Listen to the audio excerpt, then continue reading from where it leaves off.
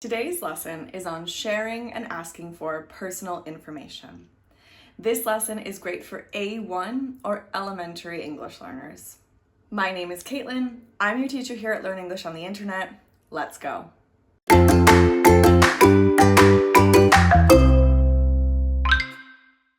My name is Caitlin.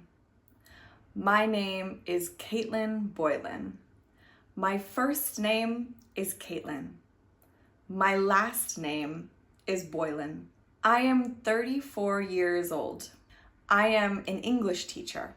I am from the United States of America. I am single. I am not married. Now, can you answer my questions and tell me about yourself? You can say the answers out loud to yourself at home. You can write them in the comments below, or you can practice this conversation with a friend. Ready? What is your name? What is your first name? What is your last name?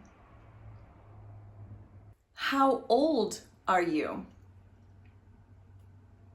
What is your job? Where are you from? Are you single or are you married? That's all for today's lesson. Thank you so much for joining me.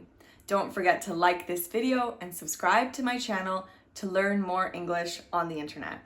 See you next time.